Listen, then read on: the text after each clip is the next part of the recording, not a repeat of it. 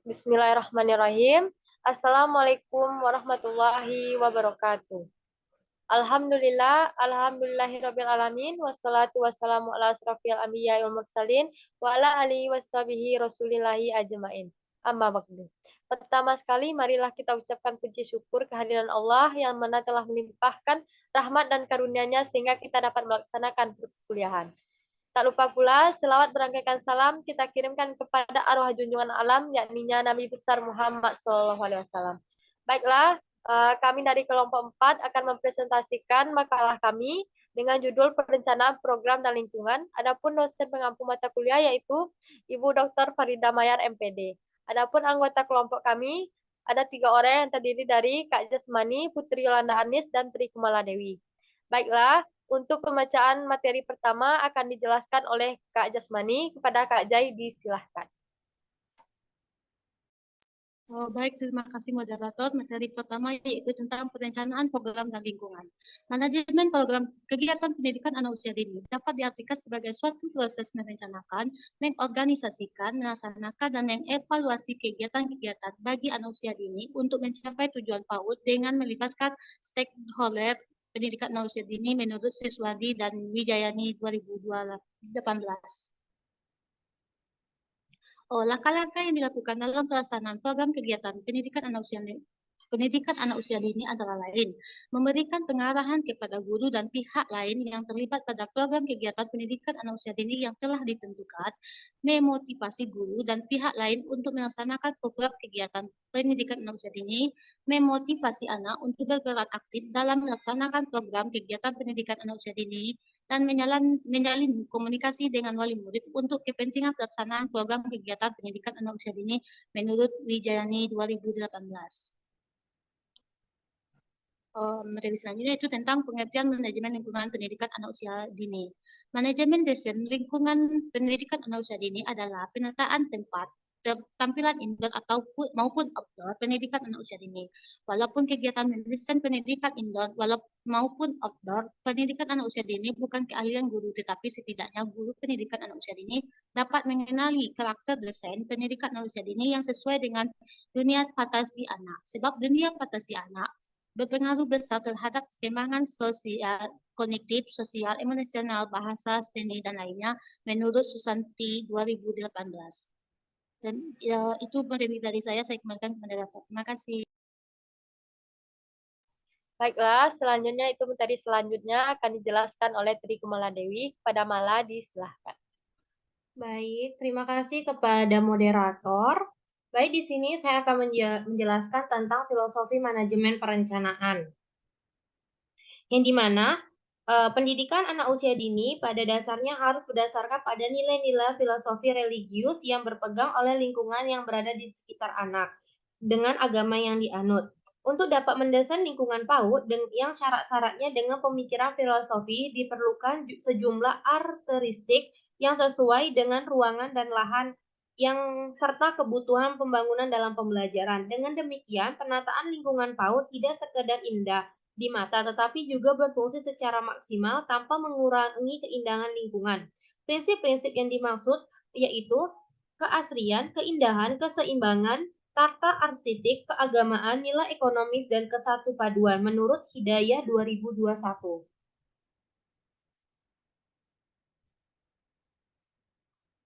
Filosofi desain lingkungan PAUD meliputi pemahaman terhadap semua unsur kepautan seperti kurikulum, proses pembelajaran, tumbuh kembang anak, dan lain sebagainya. Jika lingkungan PAUD didesain berdasarkan pemahaman ini, secara jengkal lingkungan PAUD bisa menjadi cerminan program, tujuan, visi dan misi, dan kelembagaan. Konsep desain lingkungan PAUD dengan landasan filosofi yang kuat sangat dibutuhkan, khususnya pada penataan ruang, pemetaan fungsi lahan, dan letak bangunan dan aspek lainnya, menurut Rahmadani et al. 2022.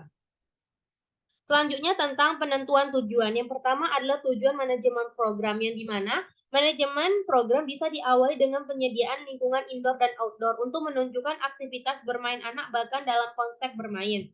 Yang kedua adalah tujuan manajemen lingkungan, yang dimana Kegiatan pembelajaran yang optimal memanfaatkan lingkungan sekolah dinilai jauh lebih mendukung aspek perkembangan anak. Sebab jika dibandingkan dengan kegiatan pembelajaran yang dilakukan di dalam kelas sejauh ini, dinilai kurang memberikan pengalaman yang bermakna pada anak, menurut Anggraini et al. 2022.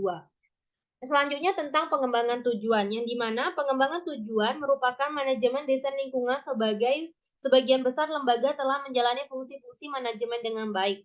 Pengelolaan lingkungan belajar sesuai lembaga sesuai dengan standar lingkungan pencapaian anak sesuai dengan kelompok usia anak dan sesuai dengan kebutuhan anak didik dan masyarakat menurut Ismail et al. 2019. Yang selanjutnya tentang implementasi tujuan. Program perencanaan dan lingkungan PAUD pendidikan anak usia dapat dilakukan dengan berbagai cara. Yang pertama adalah perencanaan berbasis data, adalah suatu pendekatan perencanaan yang dilakukan dengan memanfaatkan data dan informasi yang tersedia untuk mengambil keputusan yang lebih baik.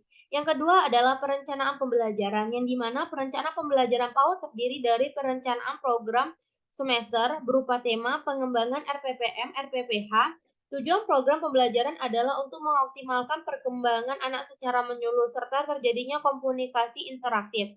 Fungsi program pembelajaran diantaranya adalah untuk mengembangkan seluruh potensi yang dimiliki anak sesuai dengan tahapan perkembangannya, mengenalkan anak dengan dunia sekitar, dan memahami keahsanan kebutuhan pembelajaran masing-masing anak, menurut Lestari et al. 2020.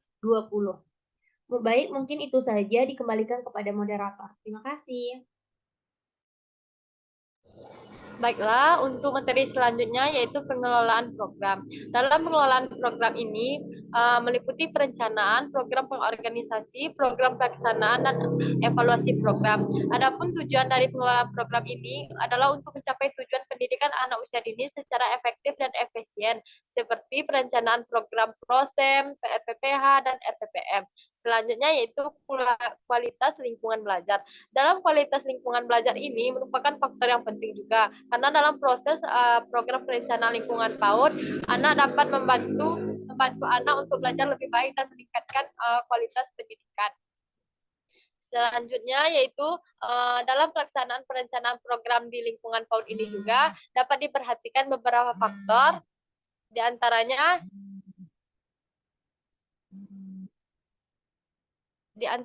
yaitu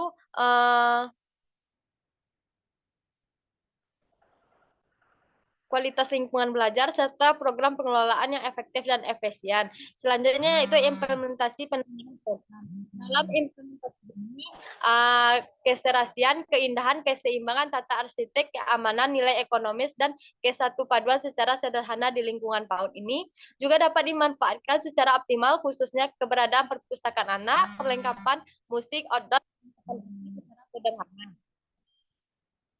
Selanjutnya yaitu contoh manajemen program PAUD ini tidak lepas atau tidak dapat dipisahkan dari manajemen pendidikan pada umumnya. Perencanaan PAUD penyelenggara pendidikan inklusif merupakan kegiatan manajemen pendidikan.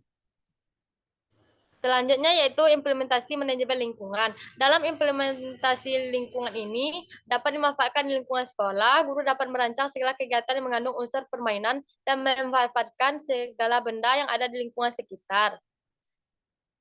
Dan implementasi ini juga dapat dilakukan secara maksimal apabila guru dapat merancang dan memanfaatkan lingkungan tersebut dengan baik.